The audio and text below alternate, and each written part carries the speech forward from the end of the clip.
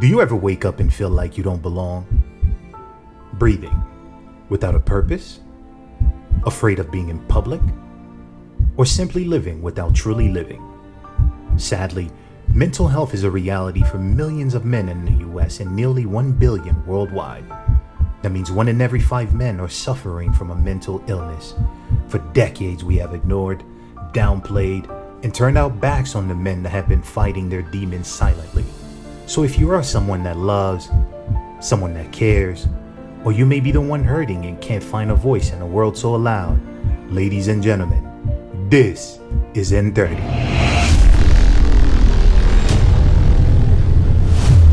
It's tough.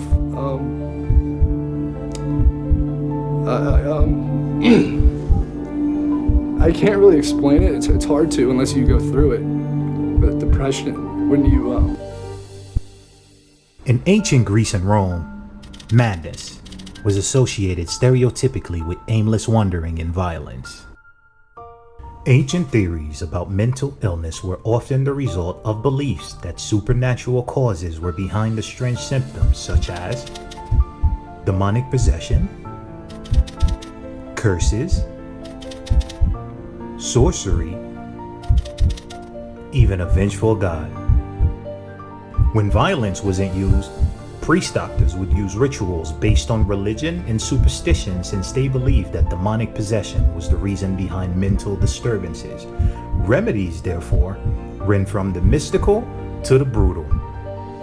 Their rituals would include prayer, atonement, exorcism, and incantations.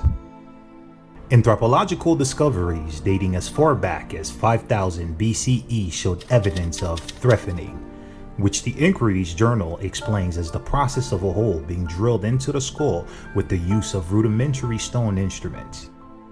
Mental illness was so bad that the humans of the Neolithic era believed that opening a hole in the skull would allow evil spirits that inhabited the head of the mentally ill to be released, thereby curing them of their affliction. And I am the least happy I've ever been in my life. I'm closest to not wanting to be alive.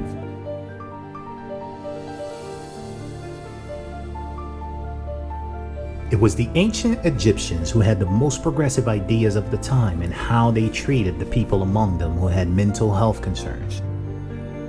It was the medicine men of the Nile who recommended for patients to engage in recreational activities such as music, dancing, or painting to relieve their symptoms and work towards some semblance of normalcy. Two papyri dated as far back as the 6th century BCE have been called the oldest medical books in the world for being among the first such documents to have identified the brain as the source of mental functioning. Yeah, I kicked it. I'm fine. So, I hate to have to report this. The breaking news just into CNN is that actor Robin Williams is dead at the age of 63 from an apparent suicide.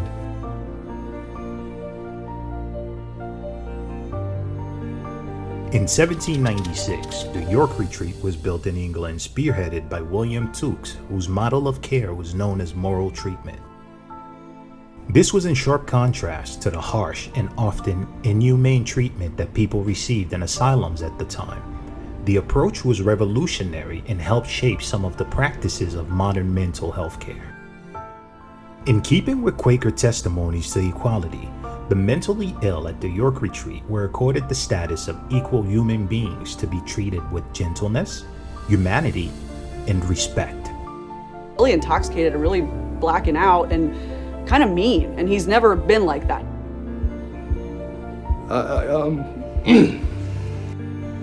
In more recent times, references found to the concept of mental hygiene first appeared in the English literature in 1843 in a book entitled Mental Hygiene, written by William Sweetster. Although references to mental health as a state can be found in the English language well before the 20th century, technical references to mental health as a field or discipline are not found before 1946. During that year, the International Health Conference held in New York between June 19th and July 22nd decided to establish the World Health Organization, and the Mental Health Association was founded in London.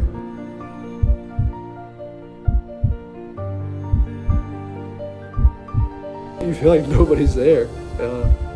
Despite my family being so close, and they're willing to do whatever, but when you're in that headspace and you're in that dark spot, you feel alone. You feel like nobody's there, nobody cares.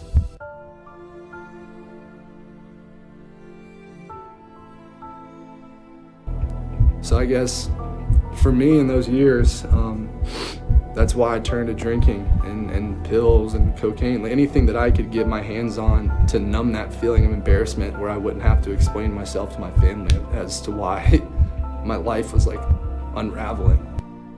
Did you know that male depression often goes without ever being diagnosed? Of those with multiple diagnoses, the most common conditions found were depression, anxiety disorders, schizophrenia, PTSD, substance abuse, and bipolar disorder.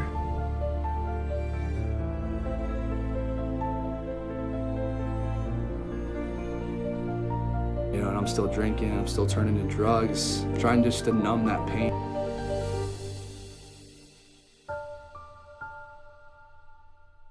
And one night it just caught up to me.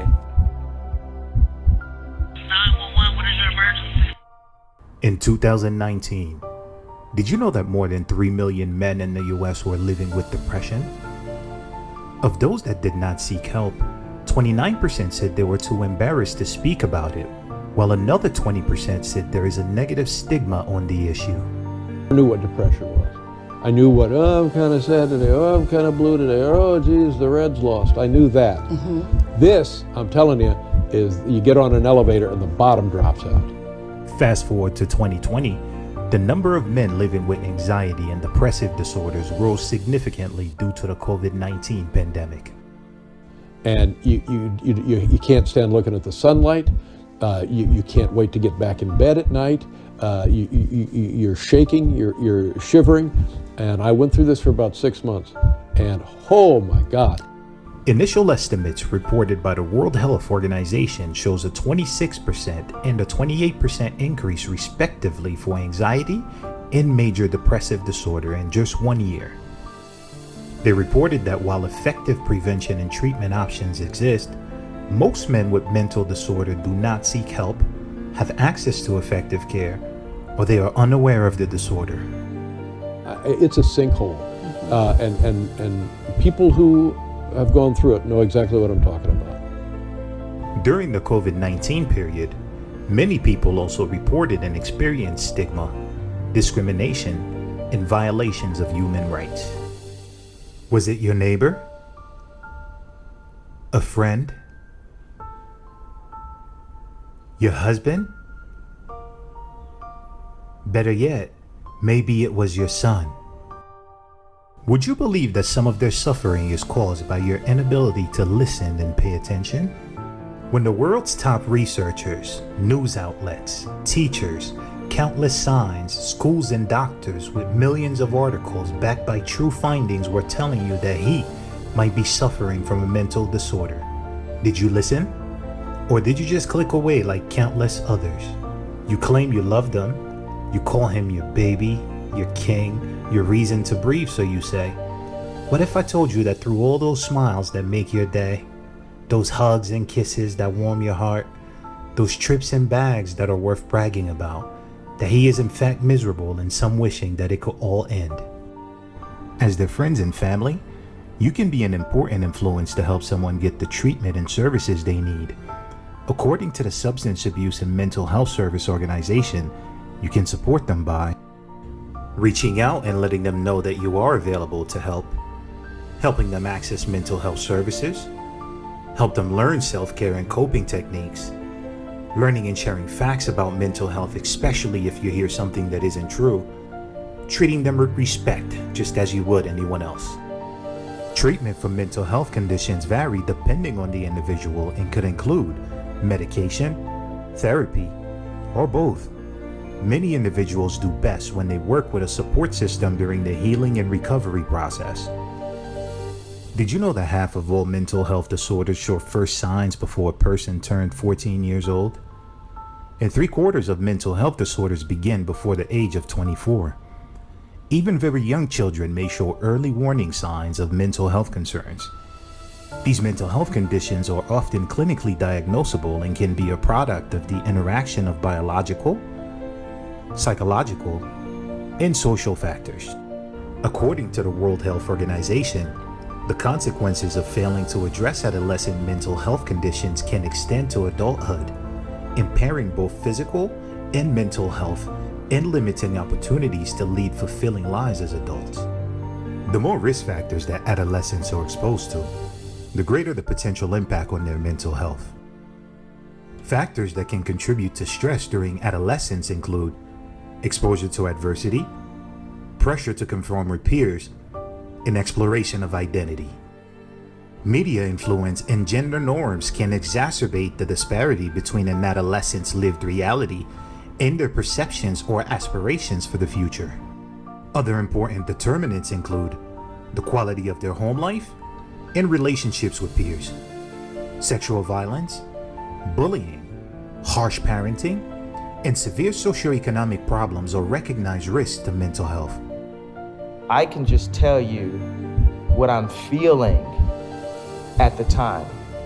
And I feel a heightened connection with the universe when I'm ramping up.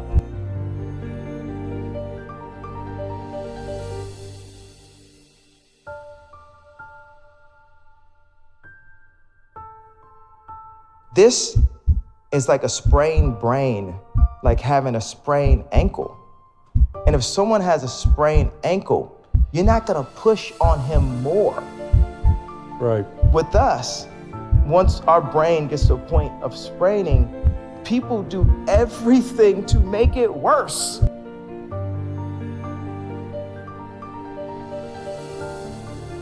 To get a modern day understanding of what it's like to deal with a mental illness, we are joined now by someone who has been fighting these battles for so long now.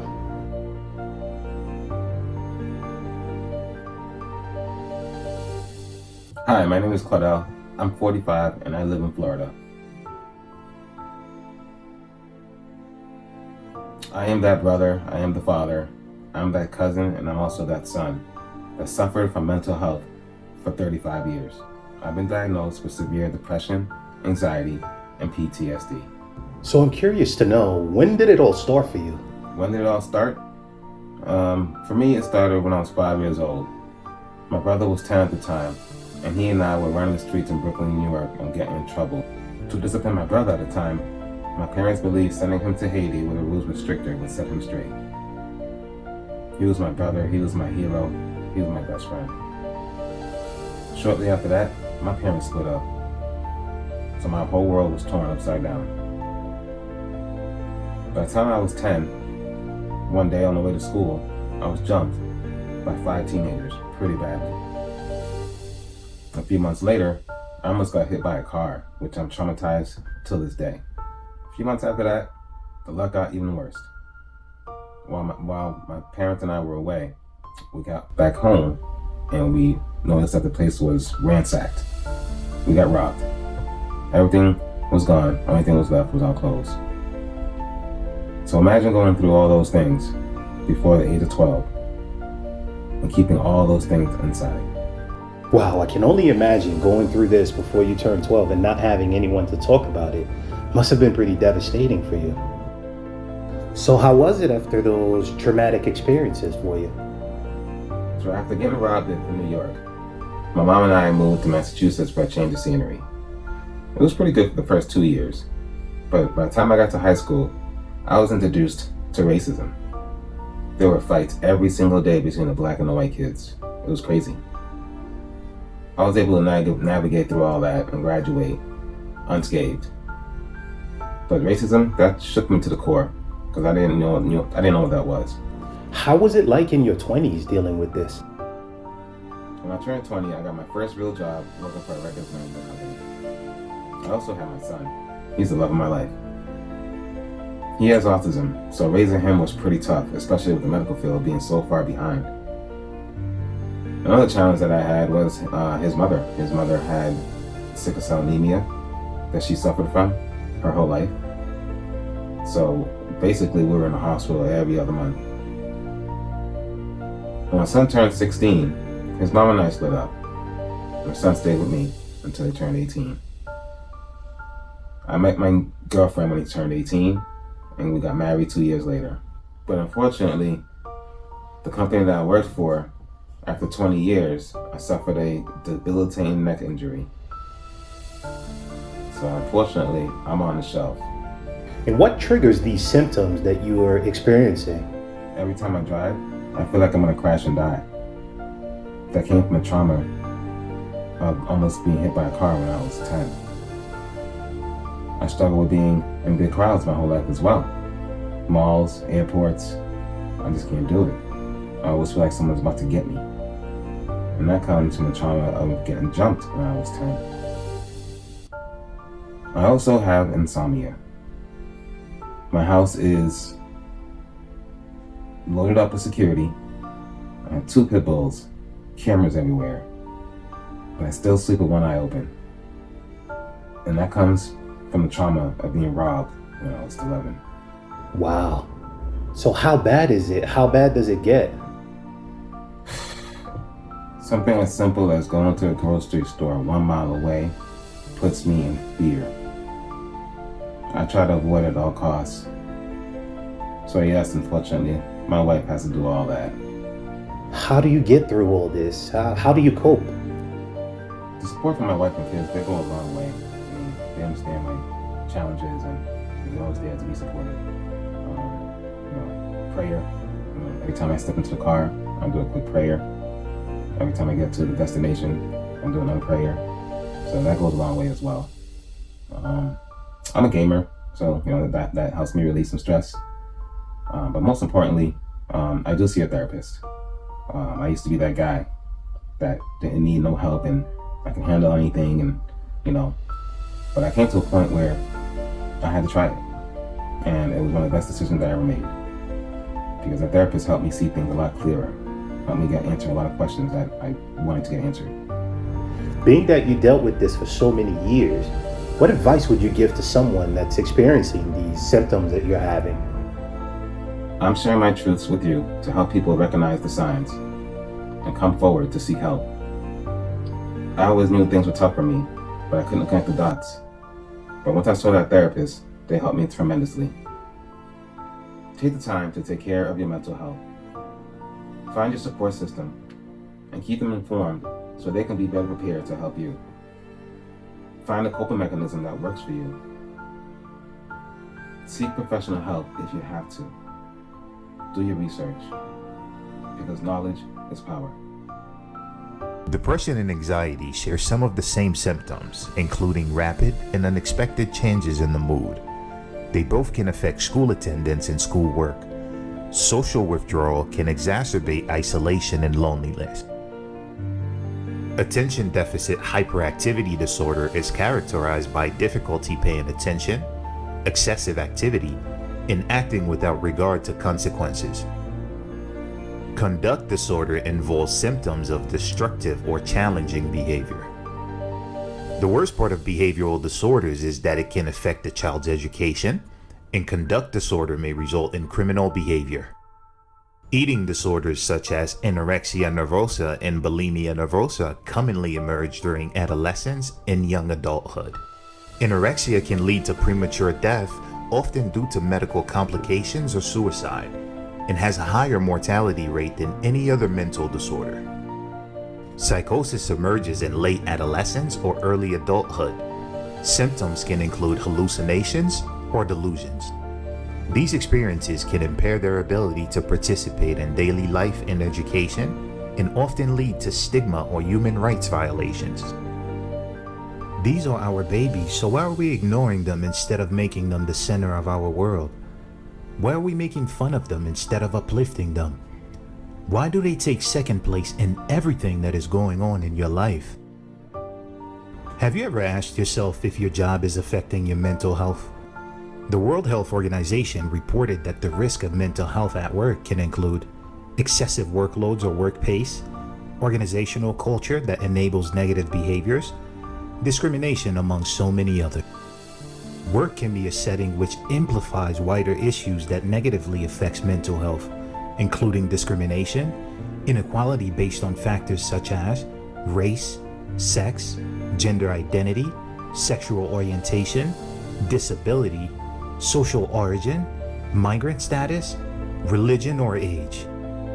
People with severe mental health conditions are more likely to be excluded from employment, and when in employment, they are more likely to experience inequality at work. Being out of work also poses a risk to mental health. Unemployment, financial insecurity, and recent job loss are risk factors for suicide attempts. Mental health conditions have nothing to do with being lazy or weak, and many people just need a little help to get better. According to the Substance Abuse and Mental Health Service Administration, it's crucial that we understand that many factors contribute to mental health conditions, such as biological factors such as genes, physical illness, injury or brain chemistry, life experiences such as trauma or history of abuse, family history of mental health conditions. So it is time that we let go of the stigma to challenge our scientists to finally catch up on the most complex part of the human body. Did you know that suicide accounts for over 800,000 deaths globally each year, with over 41,000 in the US alone?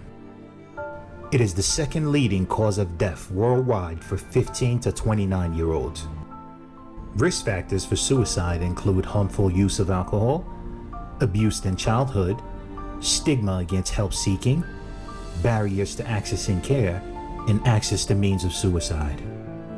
Digital media, like any other media, can play a significant role in either enhancing or weakening suicide prevention efforts.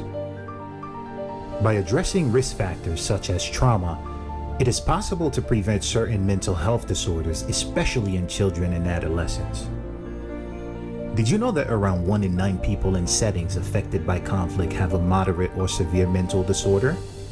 That would make war one of the leading causes in mental illness around the world. The global economy loses about $1 trillion per year in productivity due to depression and anxiety. In low-income countries, there are fewer than 1 mental health staff per 100,000 population, compared with more than 60 in high-income countries. To make matters even worse, the CDC reported that there are more than 200 types of mental illness. Did you know that gay and bisexual male youth are nearly 4 times more likely to attempt suicide than straight youth? Transgender males are nearly 9 times more likely to attempt suicide at the same point in their lifetime compared to the general population. Some of you might ask, what about our friends, brothers, father and sons who are incarcerated? The National Alliance on Mental Illness reported that 2 million times each year, people with serious mental illness are booked into jails. About 2 in 5 people who are incarcerated have a history of mental illness, 37% in state and federal prisons, and 44% held in local jails. Nearly 1 in 4 people shot and killed by police officers between 2015 and 2020 had a mental health condition. Suicide is the leading cause of death for people held in local jails. An estimated 4,000 people with serious mental illness are held in solitary confinement inside U.S. prisons.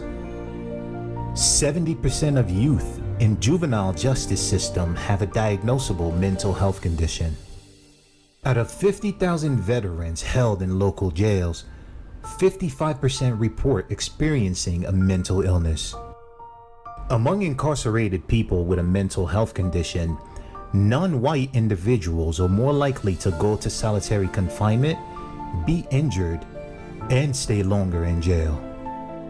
About 3 in 5 people, which represents 63%, with a history of mental illness do not receive mental health treatment while incarcerated in state and federal prisons. Did you know that the leading cause of death among Asian American males aged 15 to 24 is suicide? Forbes reported that Asian Americans tend to underutilize resources, especially those that are not deemed culturally competent. Studies suggest that Asian American patients tend to ignore the emotional symptoms of mental illness and only report physical ones to doctors, resulting in misdiagnosis.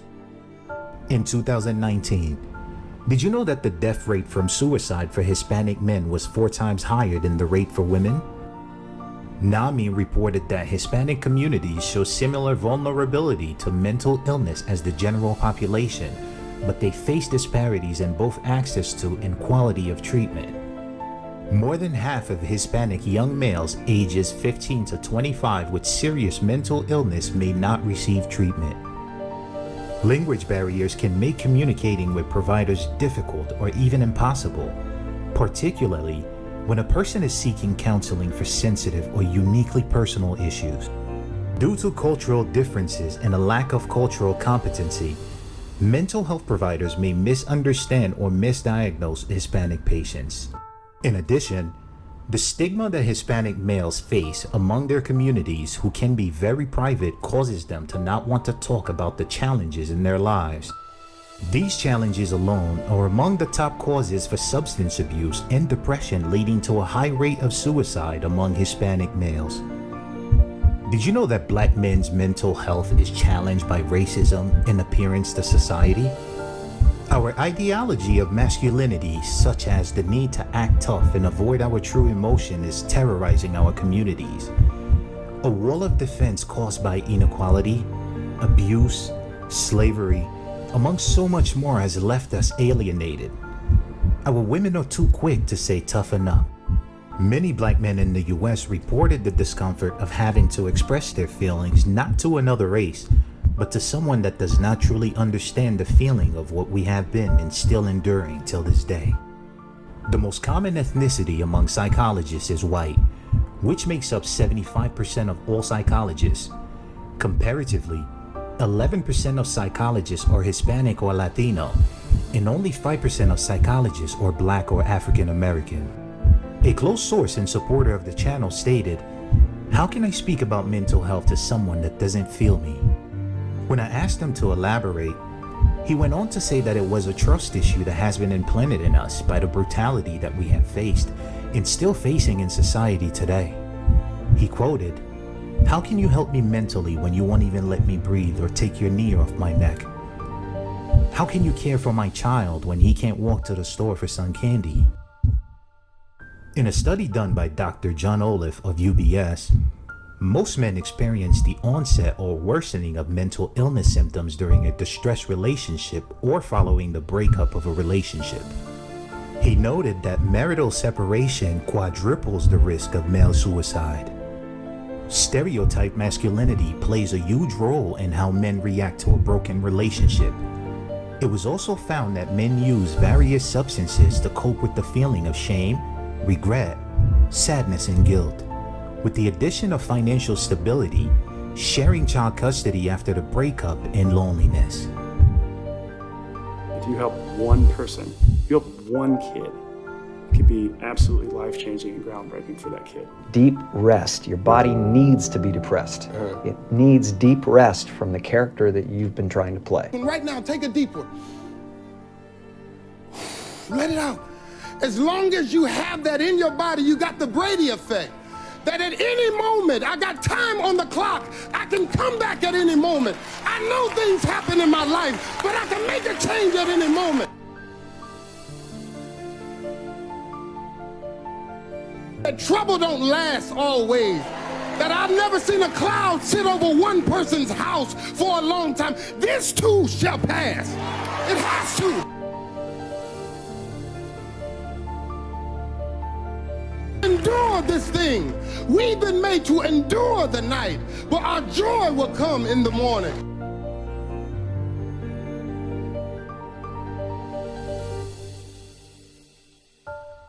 I'd like to say thank you in advance for all your love and support, as this project took a while. It was done by me on a PC that I built, so I hope you enjoyed this journey as much as I did putting it together. Thank you for your support to help bring positivity out of the darkness and into the light in 30.